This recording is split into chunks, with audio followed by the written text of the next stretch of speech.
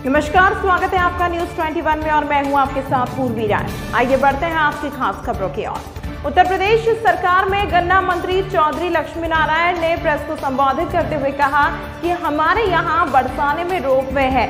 Samajwadi party के लोग लाल टोपी लगाकर कह रहे थे कि अखिलेश जी को बधाई है। उन्होंने कल्पना की थी कि बरसाने में कभी रोपवे लगे।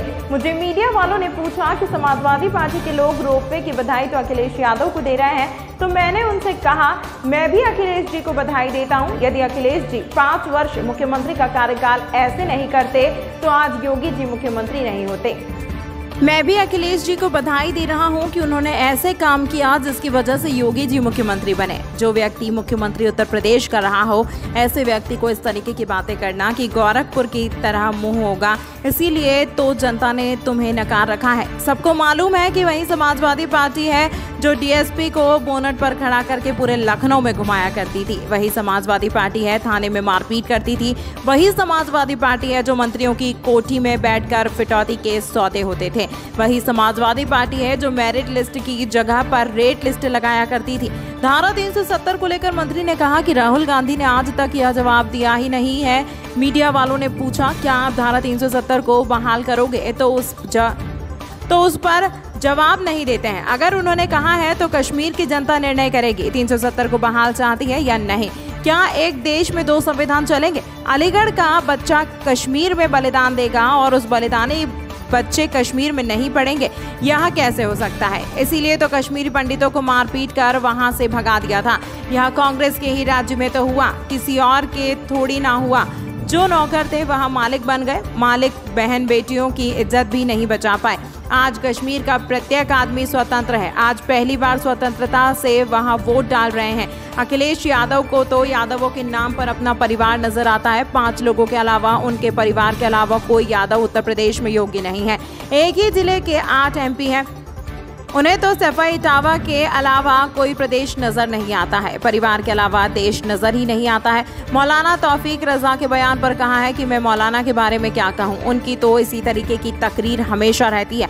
आज RSS दुनिया का सबसे बड़ा संगठन है, हिंदू और सनातन धर्म के लिए काम करता है। किसी संगठन के लिए इस तरीके की बातें करना यहाँ भी बुनियादी है। मौलाना तौफीक की मांग चले तो वहाँ तो हमें भी पार्टी से निकलने की बात करेंगे। आप अच्छी तरह जानते हैं बजरंग दल और RSS कोई बैन करेगा।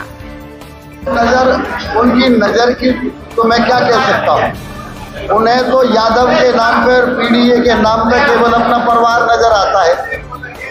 5 यादवों के अलावा, उनके परिवार के अलावा उत्तर प्रदेश में कोई यादव योग्य नहीं है। एक ही जिले के 8 MP हैं, 5 उनके परिवार के MP हैं। 6वें राम गोपाल जी MP हैं, 7वां वो शाक्य एटा से MP है और 8वां एक हमारी एक महिला है राज्यसभा MP। 8 MP है एक। तो उन्हें तो सैफई और इटावा के अलावा ना कोई प्रदेश नजर आता है, ना देश नजर आता है, ना अपने परिवार के अलावा कोई PDA नजर आता है। RSS से कार्रवाई हुई है, कार्रवाई हुई तो एक किताब मिली जिसमें RSS को आतंकवादी संगठन बताया गया है।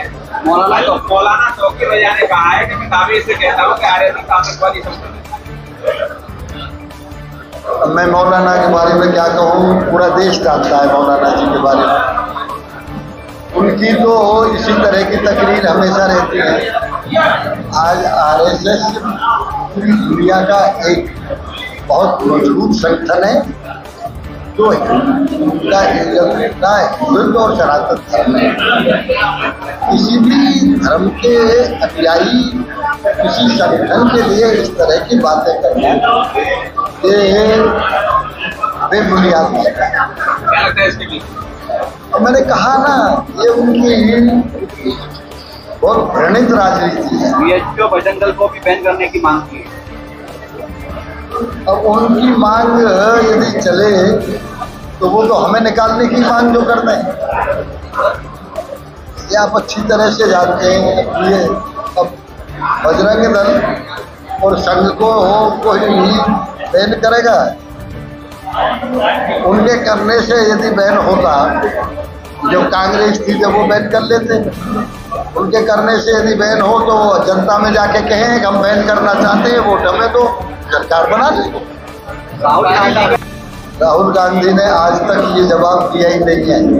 जब मीडिया वालों ने पूछते हैं क्या आप 376 बहाल क्यों, सॉरी क्या आप उससे 370 को बहाल करोगे, तो उसको जवाब देते ही कहा है। अब तो उन्होंने बाकायदा ऐलान कर दिया रैली करके वहाँ पर जो आगाज किया है। तो ये कश्मीर की जनता निर्णय करेगी कि जो 370 को बहाल चाहती है। अरे भाई, एक देश में 2 संविधान चलेंगे। कश्मीर की रक्षा करने के लिए अलीगढ़ का नौजवान अपना बलिदान देगा, लेकिन उस बलिदानी नौजवान के बच्चे कश्मीर में नहीं पढ़ेंगे। यही चाहते हैं राहुल गांधी। कश्मीर की जनता को आर्थिक सहायता के लिए अलीगढ़ के यहाँ से पैसा जाएगा, लेकिन अलीगढ़ के किसी व्यक्ति को वहाँ अपनी शर्ट सिलवाने के लिए कपड़ा नहीं मिलेगा। यही चाहते हैं राहुल गांधी। ये कैसे हो सकता है? इसीलिए तो उन्होंने कश्मीरी पंडित मार मार के वहां से भगा दिए थे। ये सब कांग्रेस के ही राज में तो हुआ, किसी और के में थोड़े हुआ। जो नौकर थे वही मालिक बन गए, और मालिक उनकी ही बहन बेटियों की इज्जत भी नहीं बचा पाए। आज कश्मीर का प्रत्येक आदमी स्वतंत्र है। आज पहली बार स्वतंत्रता से वो वोट डाल रहे हैं। ये वहाँ की जनता को निर्णय करना है। वो 370 को खत्म करके समर्थन करना चाहते हैं या 370 बहाल करना चाहते हैं, निर्णय करने की जनता। कहूँगा हमारे यहाँ बरसाना में रोप वे बना है। समाजवादी पार्टी के लोग लाल टोपी लगा के कह रहे थे कि अखिलेश जी को बधाई है कि उन्होंने कल्पना की थी कि बरसाने में कभी रोप वे लगे। तो मुझे मीडिया वालों ने पूछा कि रोप वे की बधाई तो समाजवादी पार्टी अखिलेश जी को दे रही है। मैंने कहा मैं भी अखिलेश जी को बधाई देता हूँ कि यदि वो 5 साल मुख्यमंत्री का कार्य इस तरह न करते तो आदरणीय योगी जी आज मुख्यमंत्री कैसे बनते। मैं भी बधाई दे रहा हूँ कि उन्होंने बड़े अच्छे कारनामे 12 से 2000 तक किए, तो 17 तक किए, इसलिए मुख्यमंत्री बने। तो मैं तो इतना ही कह सकता हूँ। इस तरह की बातें करना, उत्तर प्रदेश का मुख्यमंत्री जो व्यक्ति रहा हो, इतनी हल्की ही बातें उनको करना, गोरखपुर की तरफ मुंह होगा। अरे जनता ने इसीलिए तो तुम्हें नकार रखा है, तुम्हारी यही तो करतूत है, सबको मालूम है। ठीक है, वही समाजवादी पार्टी है जो बोनट पे डीएसपी को खड़ा करके पूरे लखनऊ में घुमाया करती है। वही समाजवादी पार्टी है जिसने तुम्हारे थाने में मंत्री को चांटा मारा कानपुर में। वही समाजवादी पार्टी है।